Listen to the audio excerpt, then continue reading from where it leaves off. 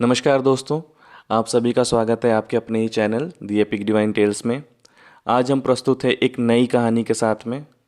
हम इस कहानी में जानेंगे कि महर्षि दधीची कौन थे और उनका क्या योगदान था हमारे माइथोलॉजी में।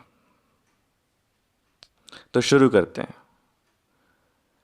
महर्षि अथर्वा की पत्नी शांति से दधीची का जन्म हुआ था।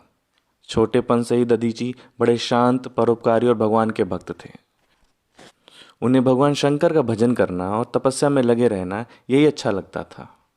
कुछ बड़े होते ही पिता से आज्ञा लेकर वे तपस्या करने चले गए और हिमालय पर्वत के एक पवित्र शिखर पर सैकड़ों वर्षों तक तप करते रहे।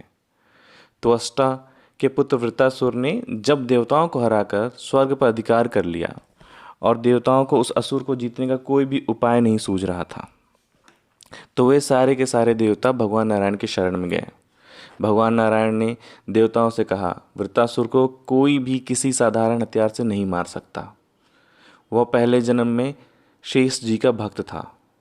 उसे तो महर्षि दधीची की हड्डियों से बने वज्र के द्वारा इंद्र ही मार सकते हैं। महर्षि धर्म दधीची ने इतनी बड़ी तपस्या की है कि उनकी हड्डियों में अपार शक्ति आ गई है। वह इतने परोपकारी हैं कि मांगने पर अपनी हड्डियां अवश्य दे देंगे। महर्षि दधीची जैसे तपस्वी को कोई मार तो सकता नहीं था।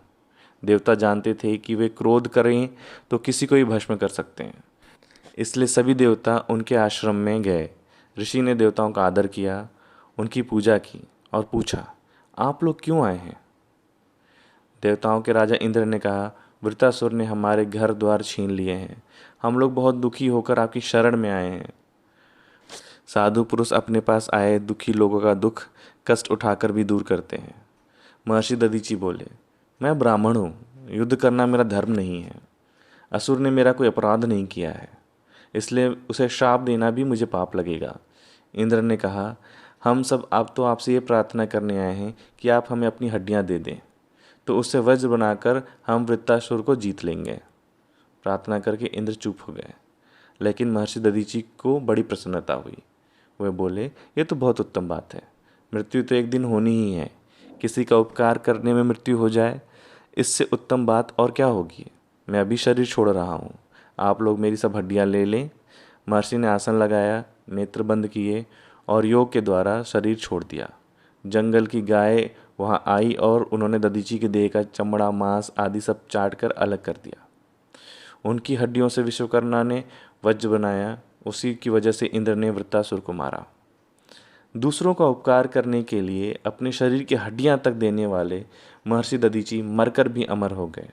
जब तक पृथ्वी रहेगी, लोग उनका स्मरण करते रहेंगे और आदर भाव से उनके लिए सिर झुकाएंगे। धन्यवाद।